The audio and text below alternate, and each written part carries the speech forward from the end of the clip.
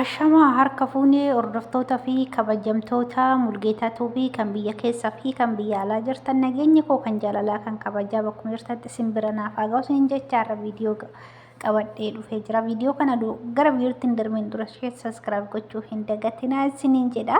Har'a Mulgeetaa maal qabattee dhufte hojjettanii Bahaarii bal'oo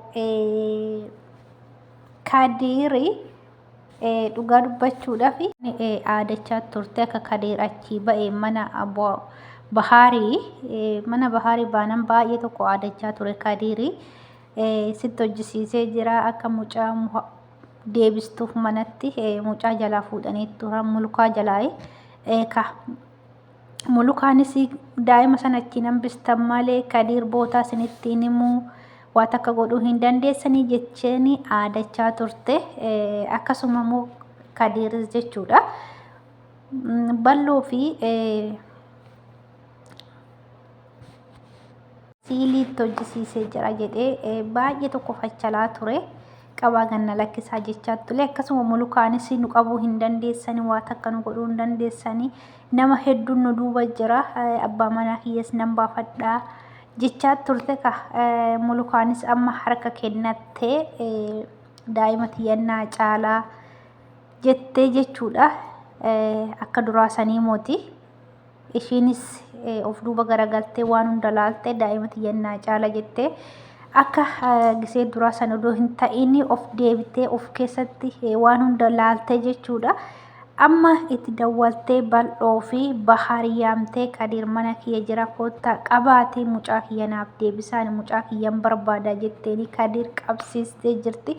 Kadir fachaalee na qabuu hin dandeessan bal'oo fi Bahaarii ani siiliisnitti hojjisiisee jira jedhee oduma aadatu harka Bahaar faatti deebi'ee jira dhugaa dubbachuudhaaf namni haqa cubbuu namarratti hojjetu eessuma hin ga'u mucaan kuni cubbuu irratti hojjechaa ture siiliitti hojjisiisanii waan hedduu irratti hojjetee Bahaarii akka hin taane godhaa turanii ammas achis gadi baanan baay'eetti aadate Bahaaritti afaan wal jala sin dabarsee bal'oo fi Bahaar wal lolanii kun akkana taasii akkas ta'a jedhanii baay'ee tokko aadachaa ture.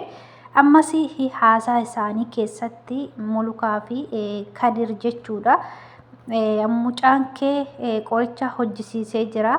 Bahaar ofumaa isaatiif manatti qabeessii fidee dhufa daa'ima kee itti hin kalaayinii Bahaar si qabeessi hidhuu danda'a si'uuyi qoricha hojjisiisee Bahaarii fi bal'oon akka afaan jala wal bahanii daa'ima kee gara manaatti si deebisanii qorichatti hojjisiisee jira ittiin kalaayin ati ofumaa isaaniitiif jaanjaanii manatti si fidanii dhufanii jedheeni. Garuu namni Rabbi wajjin jiru namni garaa qulqulluu naqaaf falmatu dhugaa inuma irra aana jechuudha. Bahaar haqa ofiitti falmate cubbuu ittiin goone jara kanatti maaliif isaantu cubbuu Bahaaritti godhe malee Bahaar isaanitti hin goone jechuudha. Inni haqa ofiitiif falmate isaan kan jireenya Bahaar diiguudhaaf qoricha hojjisiisanii waan adda addaa irratti raawwatanii garuu Bahaar haqa ofiitiif falmate haqaan deeme ammas Kadirii harka isaatitti deebi'ee jira. Jarri kun akkuma beektan mana hidhaa keessa jiranii. Amma immoo mulukaa fi Kadiris qabamanii jira walumaan. Mulukaan dawwaltee kottaa narraa qabaadhaa. Kadir mana kiyya jira amma bishaan bituu gadi ba'ee jira achi ol deebitti kottaa qabaatii daa'ima kiyya naaf fida jettee bal'ootti bilbilte akkasuma bal'oo fi Bahaarii dhufanuuf mana jira Kadirii qabanii mulukaas biraa hin hambisne walumatti qabanii fuudhanii deemaniini haasaa isaanii keessatti waa sin garramu immoo jechuudha dhugaa dubbachuudhaaf kuni waan nama sururu jechuudha. Isaanii waa'ee sheeka qoricha hojii sheeka maaliif kun dhugaa rabbi sheexaana malee jechuudha. Qoricha hojjisiisanii akka abbaan manaa mulukaatii fi jarri abbaan manaa mulukaa wajjin dhabe sun ba'anii fi qoricha hojjisiisanii waraqata irratti jechuudha. Waraqata sanii odoo deemaa jiranuu isaa waa'ee waraqata sanii taasisanii bal'oo fi Bahaar tasatti ol seenan jechuudha. Kadiritti inna dhugaa waan baay'ee nama jibbisiisu gocha jibbisiisa dhugaa rabbi jechuudha. Wanni deemaa jiru miidiyaa kanarratti dhugaa maaliif ani waan isaan beeku qiyaamaa jabduu gadi bu'ee jira Yamanii keessatti dhugaa rabbii baay'ee nama jibbisiisa wanni Yamanii keessa jiru keessattuu siiliidhaan waa'ee siilii malee wanni biraa deemaa jiru Yamanii keessatti dura akkuma ka'e Yamanuma keessaa ka'e ammas Yamanuma keessaatti gamana waliin kuraa jira dhugaa dubbachuudhaaf baay'ee waan nama jibbisiisu waan baay'ee bakka fokkisaadha kuni jechuudha.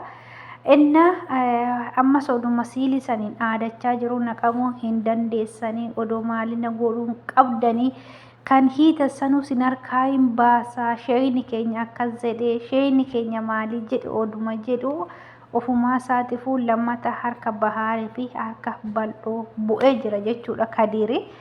Mee dhugaa hin beeku ani maaliif mulukaallee wajjin qabamtee jirti.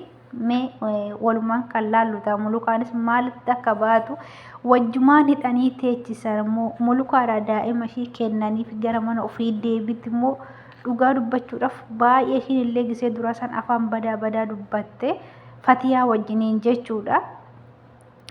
Baay'ee nama jibbisiisa jechuudha gochi isaan raawwataa jiranii.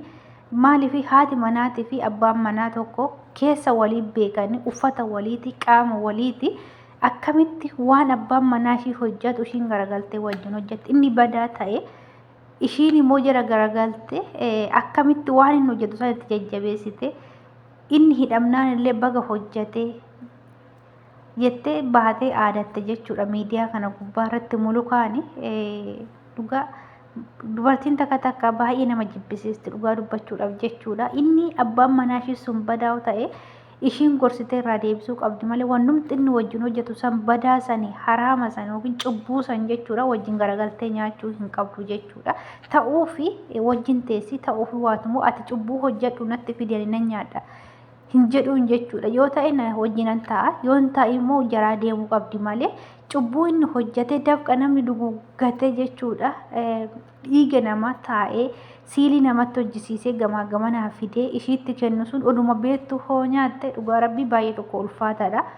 Maaliif inni amma hidhamnaani waan qabdu hunda nasaannaste jechuudha mulunaani. Kanaafuu dhugaa rabbii warri Yamanii keessa jirtanii odoo waan akkanaa kanarraa qoxxobdanii odoo dhiistanii siiliin kun wanna takka isiniif fayyadu wanna takka wanni isiniif fayyadu tokko hin jiru. Dafqa keessaniin jiraadha dafqa keessaniin duguggadhaati akka ilmi namaa dalagatee dafqa ofii dafqee dhiiga ofii daffisee fidutti daffisaati dafqa keessan jiraadha.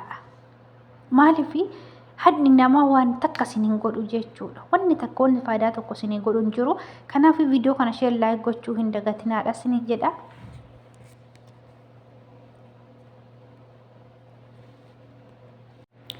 Kanaafuu viidiyoo kana sheer laayik gochuu hin dagatinaa isiniin jedha.